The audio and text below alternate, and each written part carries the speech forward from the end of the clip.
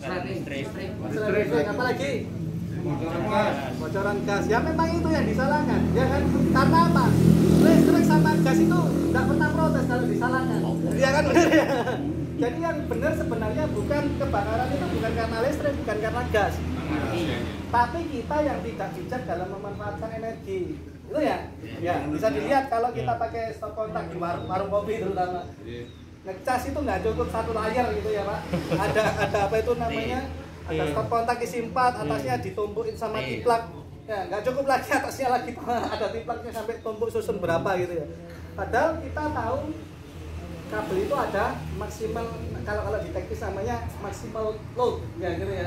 Jadi kalau dia overcurrent maka dia akan menjadi panas. Kalau dia panas maka dia akan cenderung terbakar. Itu yang pertama. Terlalu berat. Apanya? Beban hidupnya Pak. Betul. Jadi loadnya atau bebannya itu terlalu berat, makanya dia terjadi overcurrent atau arusnya itu banyak yang disedot, sedangkan penampangnya itu kecil. Itu berpotensi menimbulkan bahaya kebakaran.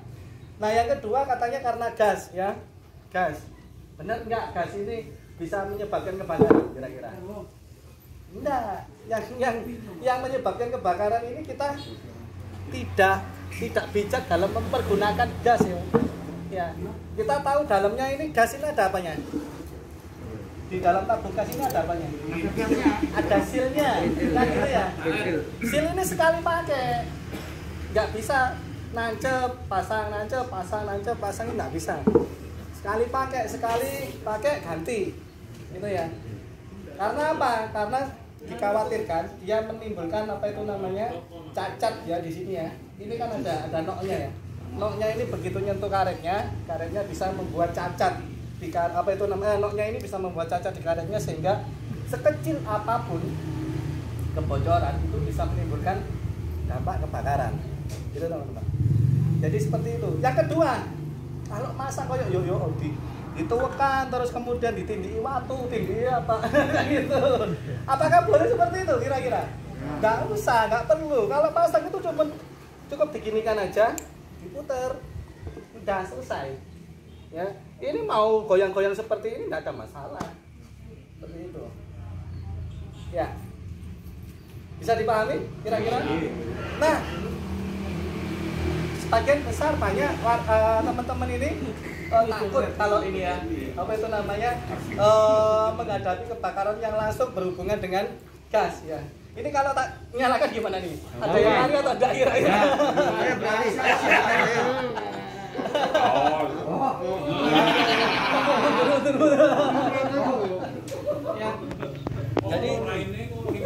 Jadi yang terbakar itu sebenarnya bukan gasnya Pak,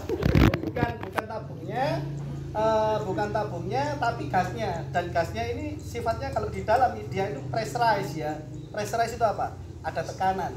Jadi dia tidak mungkin menyatu dengan apa itu namanya tabung. Jadi dia nggak nyentuh. Iya, ada jaraknya sedikit ya gitu ya. Nah, itu yang menyebabkan gasnya ini apa itu namanya terbakar. Nah, teman-teman,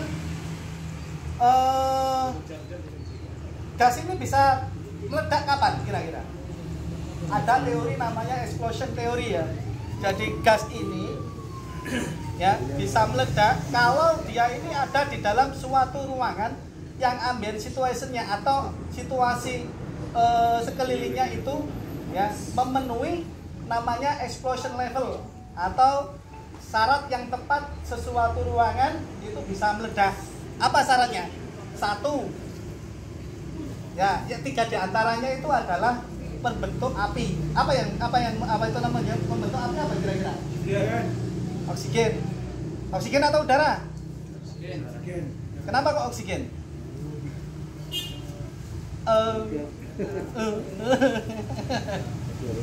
Oksigen yang tepat, benar. Kenapa? Karena tidak semua udara itu oksigen, benar ya? Nah, oksigen ini ada hanya sebagian kecil daripada udara. Berapa persen kira-kira? Oksigen ini hanya 21% di udara kita. Selebihnya ada helium, hidrogen, segala macam. Ya, oksigennya cuma 21%. Ya, itu yang pertama. Oksigen yang kedua ada namanya ignition temperature atau temperatur penyalaan. Jadi walaupun ini gas ini kalau kita nggak kita sulut ya, tapi kalau kita tempatkannya di ruangan yang panas, maka dia akan menyala dengan sendirinya. Itu namanya flash point atau ignition point, teman-teman.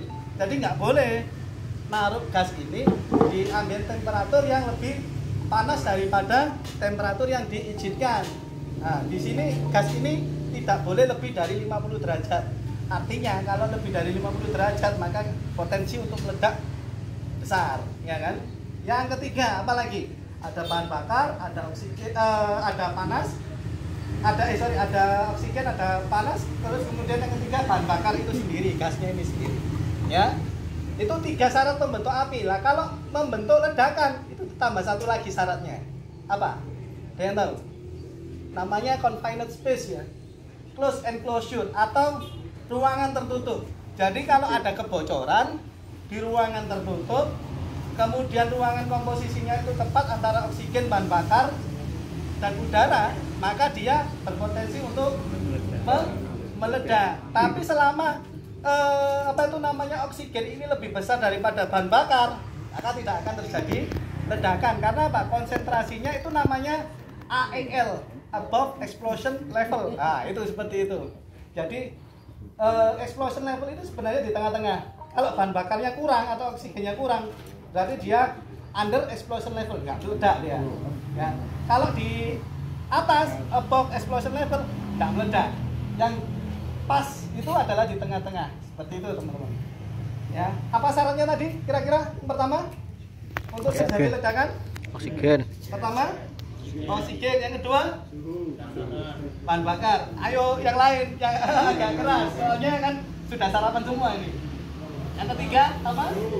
Suhu, temperatur ya. Yang keempat adalah ruangan tertutup. Oke. Jadi kalau menempatkan oksigen menempatkan LPG jangan sekali-kali di ruangan yang tertutup. Nah, semua ledakan yang melibatkan LPG karena kebocoran LPG itu karena dia ditempatkan di ruangan tertutup.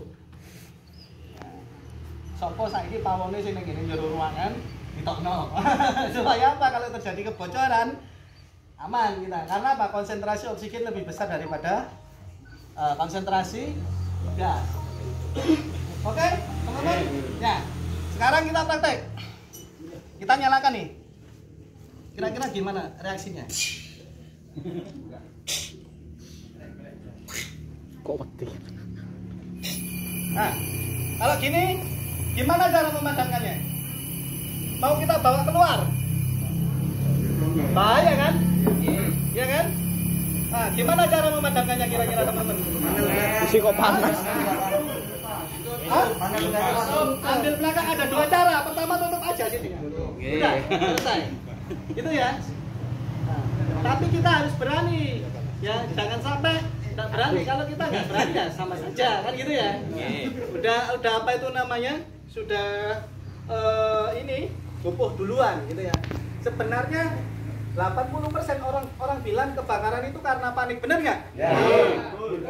Tapi dalam teori panik itu sebenarnya tidak ada. Panik itu tidak ada. Yang ada apa? Yang ada apa?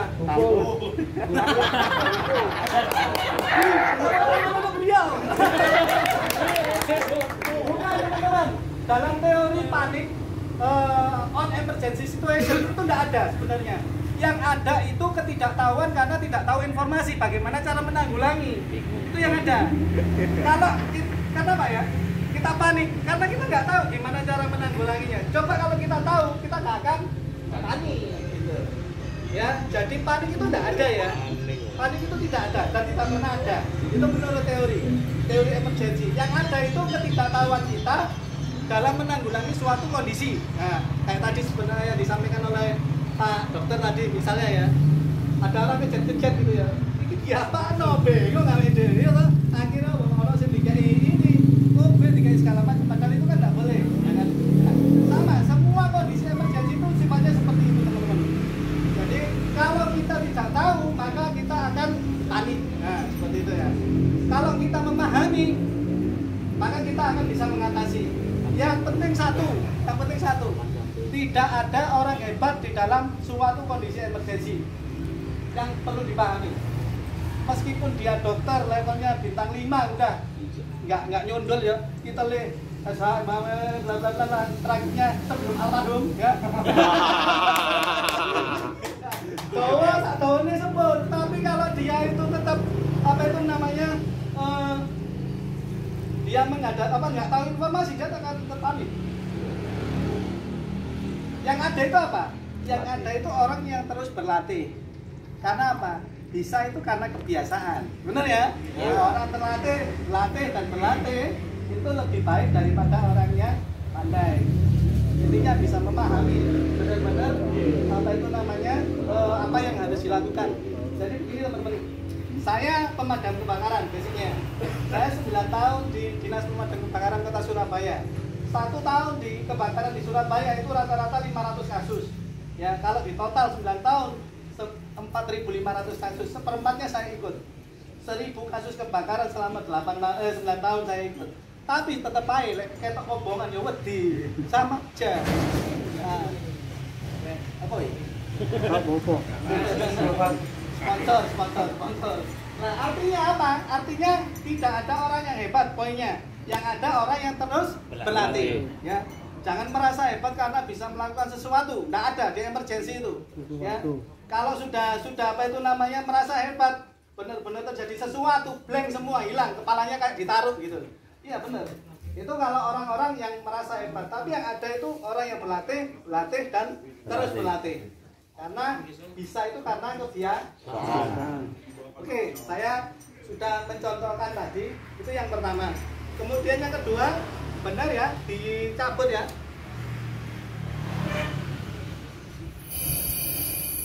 Ya, dengan cara dicabut. Langsung aja, nggak apa itu namanya, nggak usah bingung-bingung. Udah selesai. Itu ya. Dilempar ya? Tabungnya jangan dilempar. Kalau dilempar apalagi dibawa keluar. Maka itu yang bisa mengakibatkan sesuatu yang fatal. Oke, bisa dipahami? Nah, sekarang saya mau teman-teman praktek satu persatu agar bisa mengajari istri, anaknya, ibunya yang ada di rumah. Setuju nggak kira-kira? Oke, ini kita bakar lagi. Jangan dibakar, ini LPG yang dibakar. Ya? Jangan dibakar. Jangan istrinya nanti. Modus berarti.